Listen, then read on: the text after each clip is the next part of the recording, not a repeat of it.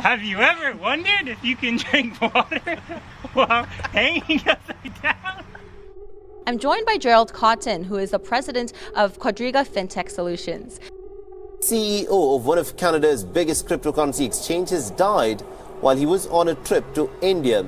Canada's largest cryptocurrency exchange is in hot water, and thousands of clients have millions of dollars in frozen assets with little information.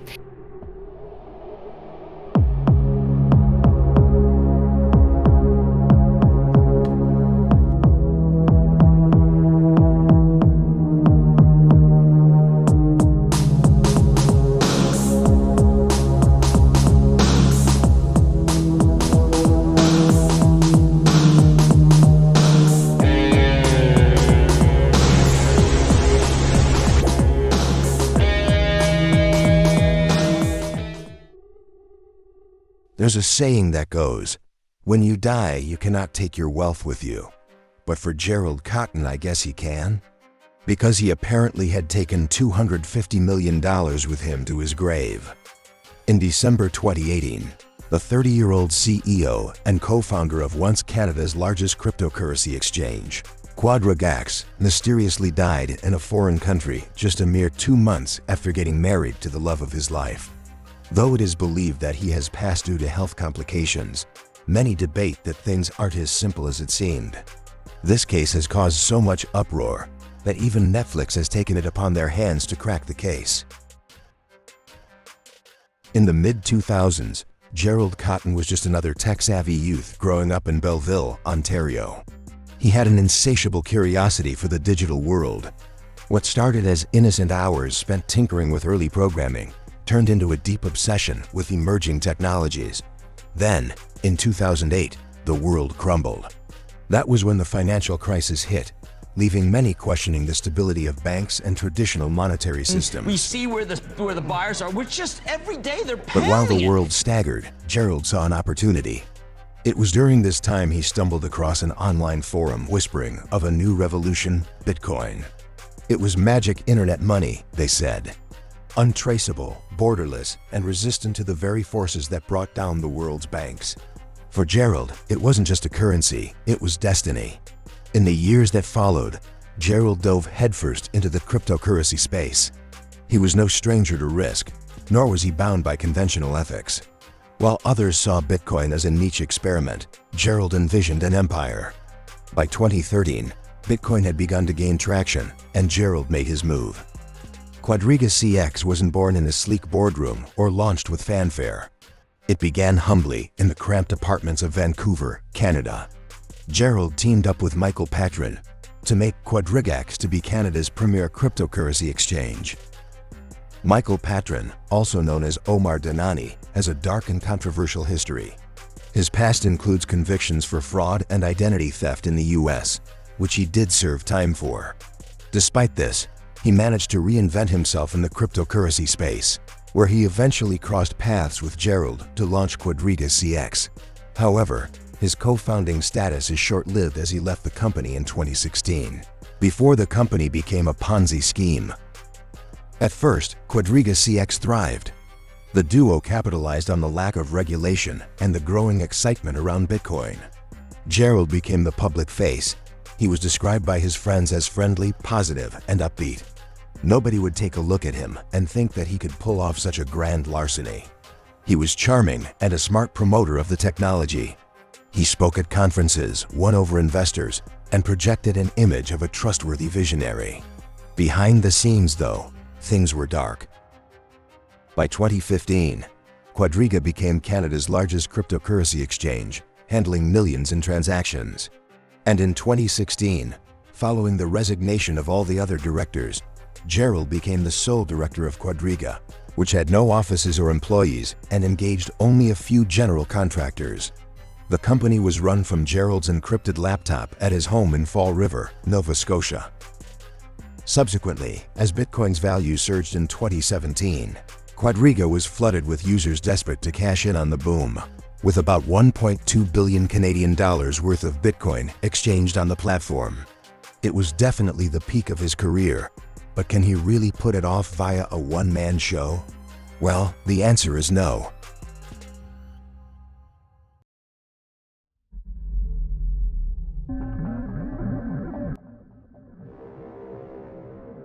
With numerous funding options, including bank wires, money orders, and even deposits from your online banking, you'll never have trouble moving funds into and out of your QuadrigaCX account.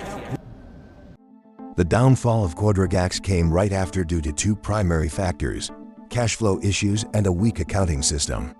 In June 2017, a smart contract error resulted in the loss of $14 million worth of Ethereum, eroding user confidence in the exchange's ability to manage funds. Not to mention that following the market crash, customers experienced delays in withdrawing fiat currency and faced critical payment processing issues. This one-man operation struggled to keep up with the exchange's rapid growth, failing to build out necessary infrastructure to support its expanding user base. But investigators revealed that Quadriga was indeed a Ponzi scheme after all, because Gerald reportedly lost around $150 million of his customers' money to gambling. But it wasn't spent at the casinos. Instead, he took the users' real dollars while providing them with fake cryptocurrency funds and tried to gamble it on other external cryptocurrency sites, hoping to win big. Unfortunately, he lost it all and he had no money to return his customers. How did Gerald take it? It was clear that Gerald's demeanor became more and more withdrawn as he slowly faded away from the public eye and quietly married his longtime girlfriend, Jennifer Robertson, and retreated further into his private world. Then, in December 2018, everything changed. For most people, marriage is a new exciting journey that promises a lifetime of love and shared adventures, filled with moments of joy and growth, as two individuals come together to build a life, create memories, and explore the world hand in hand. However, as they explore India for their honeymoon, the couple's journey came to a dramatic end. On December 8, 2018, Gerald and his wife, Jennifer Robertson, checked into Oberoi Rajilas, a luxury resort in Jaipur, during their honeymoon. Gerald complained of a stomachache and told the staff at the resort that he hasn't been feeling well 9 days into his honeymoon. Gerald was eventually taken to a private hospital, Fortis Escorts Hospital, by the hotel's general manager, and was reportedly suffering from acute gastroenteritis. The following afternoon, his condition deteriorated and blood tests indicated septic shock. Before doctors could stabilize him, his heart stopped. Then he was revived, but his heart stopped again. And within 24 hours, Gerald Cotten was declared dead. That's when things took an unsettling twist. Reports suggest that a doctor was approached to embalm the body but declined, citing the unusual nature of the request. It had come from a hotel employee rather than the hospital. And somehow, Gerald's body was eventually transported to another facility, where the embalming was ultimately carried out. In the weeks after Gerald's ill-fated trip to India, the company kept his death a secret. QuadrigaCX operated as if nothing had happened, continuing to accept customer funds. It wasn't until over a month later that the company broke its silence, announcing Gerald's death. Another 2 weeks passed before his wife revealed the devastating truth that the customer funds were completely inaccessible, leaving some 76,000 customers with no access to their investments, worth approximately $250 million US, and nobody knew how to find the money.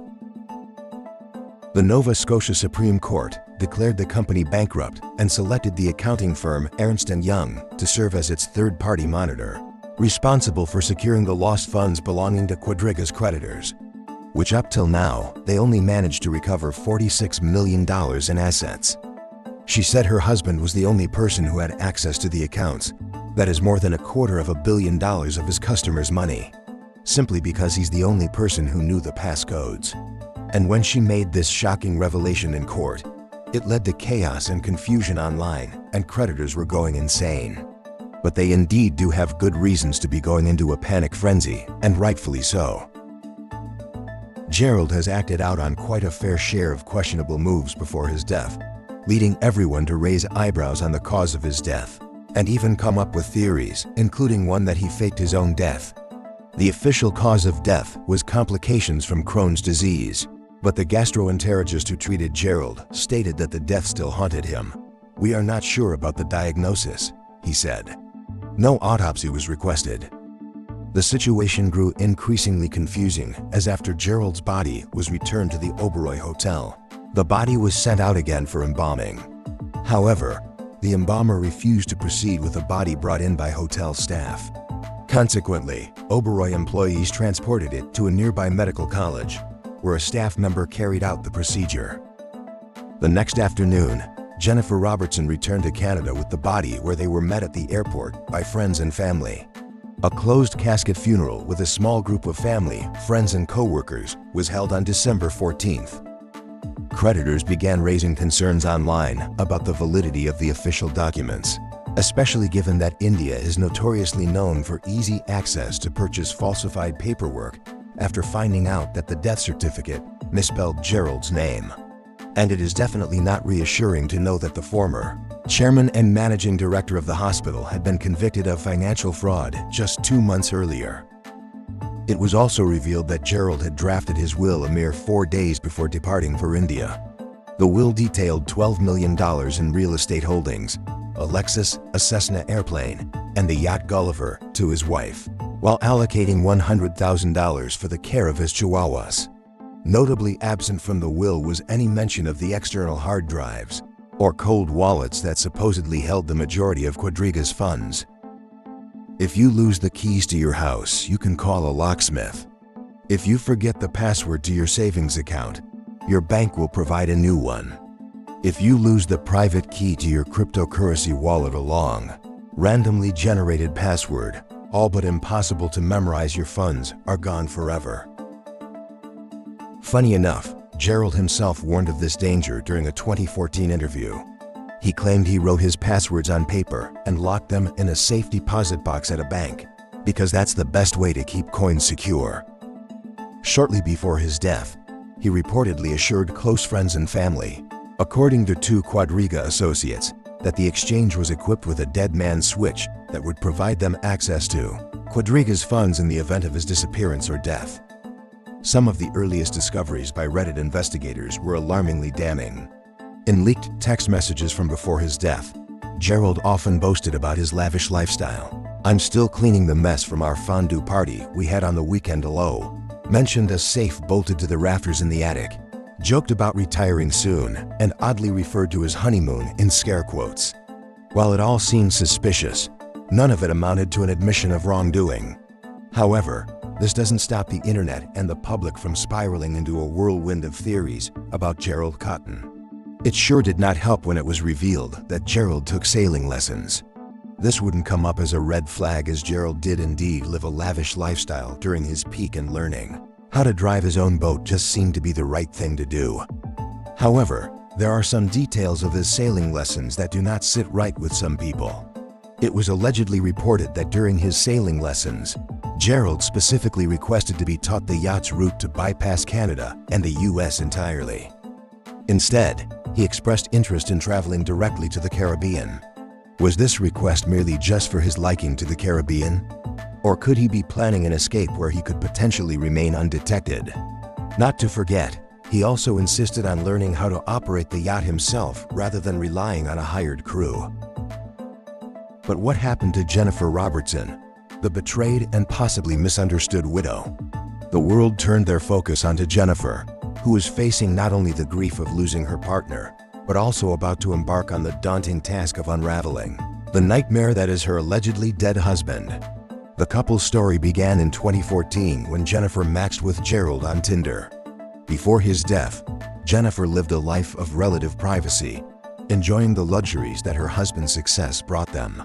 Her Instagram account showed that since 2016, she'd taken trips to Machu Picchu, Dubai, Oman, Myanmar, the Maldives, and Rio de Janeiro, often on private jets. Investigations also uncovered that Gerald mixed customer funds with his own. It was found that between 2016 and 2018, he transferred millions of dollars of his clients' funds to his and Jennifer's personal accounts to buy multiple properties and fund their living and travel expenses. Jennifer also started her own real estate company and managed more than a dozen properties. When probed, Jennifer maintains she knew little about the company's inner workings, despite processing funds and acting as a funnel for customer money on behalf of QuadrigaCX in the early days. She said that she was just doing what she was told, and she did not understand how the exchange got its money from and how it worked. She declined requests for interviews with all the media. However, she made it very clear through her lawyer that she was indeed with Gerald at the time of his death, and he is more certainly dead. But the people did not buy into it, not one bit. The online posters insisted Jennifer was conspiring with Gerald, with the most popular conspiracy theory of all, that he faked his own death and was hiding in some extradition-free backwater until they could rendezvous and live happily ever after, especially with the millions that they've scammed people off. Or Jennifer had murdered Gerald and was the real mastermind of a different plot. Then in comes the trolls as they began to stalk and threaten Jennifer. Facebook was the trolls' first and easiest avenue to track her down, and they sent death threats and harassments not only to her, but to her friends as well. Subsequently, her phone number and email address got into the hands of these trolls, and soon after, her personal information was all over the internet. The things people were writing online about the couple were ruthless. It was like a horror movie, with Jennifer cast as the lead, her story culminating in an ending as haunting as the cries of a screaming lamb. The comments written extended to involve everyone around her, including her and Gerald's dogs. Understandably, she did not dare to step out of her house. Despite calling in law enforcement for help, hoping to put an end to everything, which it did not, nothing she could do would make her feel safe. She described Gerald as the nicest, caring, and most loving husband. But after everything that had unraveled, she started to question who he truly was. People questioned as to why Jennifer only revealed to the public regarding Gerald's death weeks after. Why not immediately? She claimed that her lawyers were the ones who decided to wait it out before letting investors know about his passing. And she trusted that they knew what they were doing. Ultimately, Jennifer signed a settlement in the Quadriga bankruptcy case, agreeing to forfeit approximately $12 million of assets to the creditor class. Jennifer has since published a book titled Bitcoin Widow: Love, Betrayal, and the Missing Millions. Because of course, who wouldn't write a book about their husband's mysterious death? A collapsed cryptocurrency empire, bombarded with death threats for conspiring with a Ponzi scheme mastermind, and millions of dollars vanishing into thin air? Despite efforts to recover the locked funds, understandably, people are still not satisfied. This man has single-handedly left 76,000 users out of pocket for about $215 million in cash and cryptocurrencies. His death has brought such skepticism amongst the public to the point where an exhumation and post-mortem autopsy on his body was demanded. It is to confirm both its identity and the cause of death given such questionable circumstances. This request obviously leaves the public divided. Because, at what point is going too far? At what point does the pursuit of truth become an invasion of privacy and a disregard for the dignity of the deceased? But at the same time, how can we confirm that he's really dead? If Gerald is still alive, many believe that he would have sure undergone cosmetic surgery to alter his appearance and would be living on an offshore private island like Thailand, Monaco, or Hong Kong, relishing his scam money. Along with his new face, he would have new names and passports.